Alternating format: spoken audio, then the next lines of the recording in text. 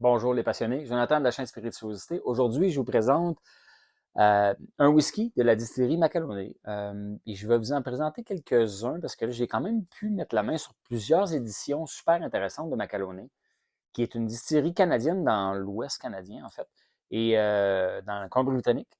Et c'est vraiment quelqu'un qui vient de l'Écosse, Graham Macaloney, qui porte le nom de famille de la distillerie directement.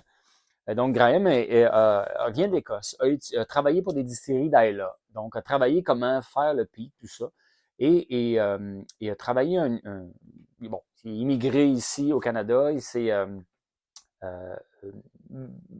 promu d'allié, là, il a fait équipe avec des alliés comme Dr. Swan, qui est un docteur vraiment en maturation. Il a développé un new make pour ensuite le faire maturer dans différents whiskies. Euh, Celui-là ici, ce que je vous présente aujourd'hui, un des whiskies du Peat Project. Macaloney s'approvisionne en tourbe, le peat, d'Écosse, mais aussi des États-Unis, côte ouest des États-Unis et aussi du Canada. Ils font des expériences avec ce peat-là et Malte font tourber leur Malte directement à la distillerie. Donc, ils contrôlent ce process-là eux-mêmes. Il n'y a pas beaucoup de distilleries qui font ça, là. Le maltage, tourbage, même à la distillerie, parce qu'ils veulent vraiment contrôler l'espèce d'essence terroir qui vient avec le fait de, lors du séchage du grain, après qu'on l'ait fait malter, au lieu d'utiliser juste de l'air chaud qui vient d'un séchoir électrique, euh, le peat, c'était le combustible qui dégage bon, la chaleur, mais aussi nécessairement, vu que ça brûle, ça dégage une certaine fumée. Et c'est de là vient le goût, le caractère fumé, brûlé, puis de toutes les sortes de caractères différents dont les whiskies d'Aïla peuvent un peu briller un peu dans les whiskies tourbés qu'on a, parce qu'il y a le caractère typique de la tourbe d'Aïla est quand même assez unique. Il va y avoir beaucoup plus. C'est une vieille tourbe. Là. Fait qu'on est vraiment plus près du charbon et du pétrole qu'une tourbe plus jeune qui va être plus végétale puis qui va être plus herbale. Donc, bref, Macaloney ont voulu faire ces expériences-là, donc de Peat Project, donc utiliser différentes tourbes pour tourber leur malt. Celui-là ici a gagné différents prix. Donc, euh, cette bouteille-là, on voit une médaille parce que Macaloney a participé à World Whiskey Award avec leur New Make. Donc, le distillat de base, sans avoir au vieillissement aucun dans aucune barrique, tout ça, il est clair. Là, quand c'est distillé, c'est blanc comme de l'eau, en fait, clair comme de l'eau, ça veut dire. Et eux ont gagné en 2020 puis en 2022 le meilleur distillat, le New Make, euh, au monde. Bon. Fait que ça veut dire qu'à la base, il y avait quand même un bon distillat. Et là, cette édition-là ici est vieillie. Elle a gagné Canadian Whiskey Award en étant le meilleur single malt de cette compétition-là. Et la maturation a été faite dans un fût de Moscatel, donc muscat, un fût de muscat, qui est un vin blanc très, très sucré. Donc voilà pour la maturation. Au niveau de l'âge, est-ce que c'est marqué? Euh, il est embouteillé en 2025 en tout cas, là, mais je ne sais pas quel âge il a. C'est un no age statement parce qu'ils ne s'en vendent pas vraiment. 50% d'alcool. C'est pas la première fois que j'y goûte, là. Je vous en parle, première fois que je vous en parle, mais pas la première fois que j'y goûte. Le ppm est à 54. Donc, 54 ppm, on parle d'à peu près les mêmes taux que la Freud. Ardbeg aussi.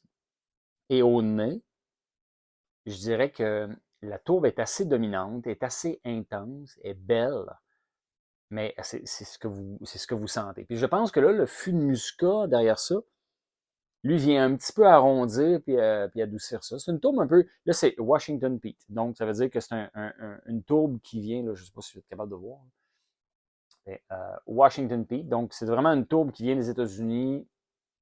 Je pense que c'est une tourbe un peu plus jeune.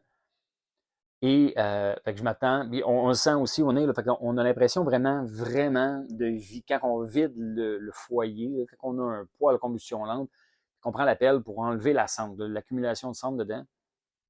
Première odeur, c'est ça. Fait qu'une grosse cendre avec un peu de charbon au travers. Un charbon très boisé. On sent l'effet du bois on sent la fibre du chêne. C'est un mélange cendre-charbon avec un peu de chêne.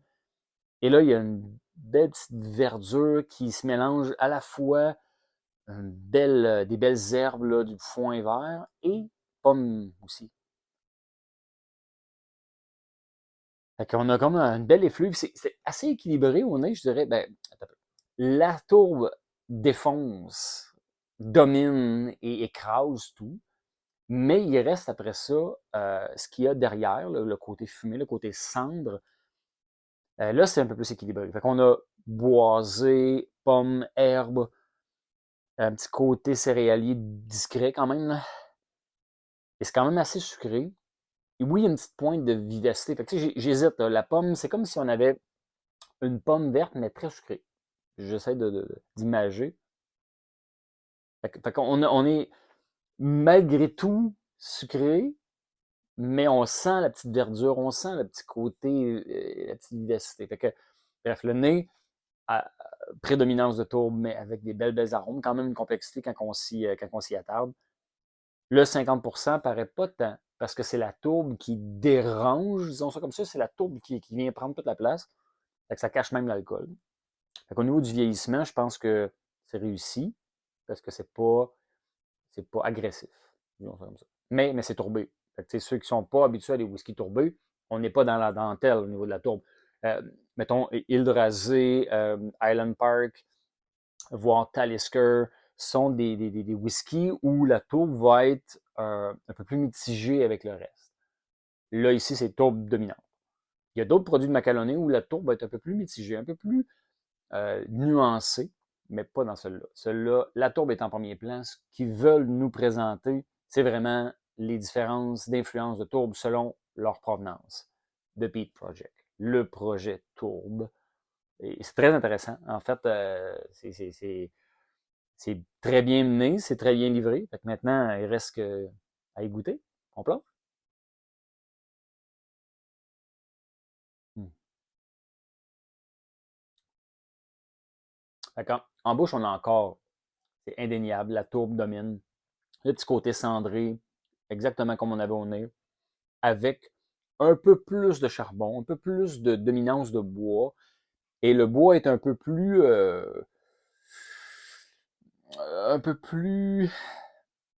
d'amertume boisée. Fait que là, on est un peu plus dans le bois. Oui, il y a la tourbe, puis qui se présente de façon cendrée, là. Mais comme si au travers de ça aussi, il y avait des bûches encore, pas brûlées, d'un bois résineux vert. Fait comme si on avait essayé de brûler du bois pas sec, et que là, on le sent un petit peu, le petit côté résine, le petit côté bois pas tout à fait séché, là, qui reste encore de la sève dedans. C'est pas dérangeant comme j'ai déjà goûté des expériences de tourbe où c'était conifère, voire un peu moyen là, côté résultat final. Je pense que le fût de Moscatel là, vient vraiment très, très, très bien arrondir ça. Fait qu'il y avait quand même un petit côté rond, un petit côté sucré en bouche. On y retourne.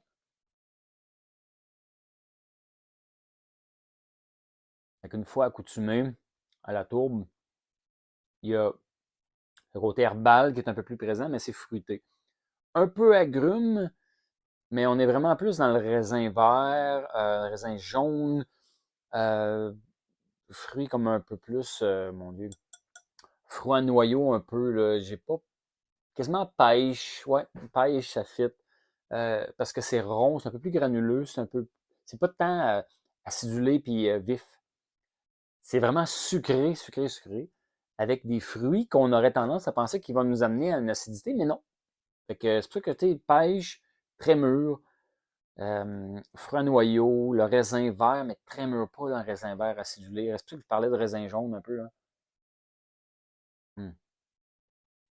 Alors, Macalonné ont une très grosse gamme de produits. Je vous ai présenté un whisky qui était disponible à SAQ qui s'appelle le Captain Allen, qui est un Sherry Bomb hyper délicieux, super bien, comme on aime les Sherry Bombs.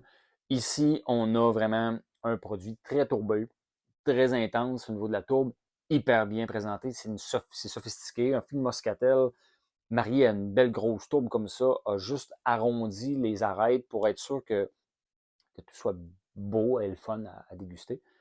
Et bon, donc c'est un très beau mariage. On est habitué de voir du sherry avec la tourbe. Moscatel, tourbe, c'est super bon. Fait que voilà, c'était une édition quand même assez limitée. Il n'y avait pas tant de bouteilles que ça. Ça a donné 410 bouteilles qui étaient embouteillées là, en janvier 2025. Et quand j'avais vu que ça l'avait gagné la médaille d'or du Best Whiskey Award, c'était comme un no-brainer. Là. Je connais quelques juges de Canadian Whisky Award et ils avaient dit que c'était wow, c'était une belle découverte, vraiment. Whisky canadien, donc encore une fois, encore plus wow. Fait que, faut pas passer à côté de ça, je pense. C'est des produits juste fabuleux, comme ça, qu'il faut découvrir.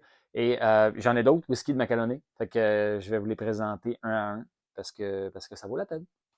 Santé!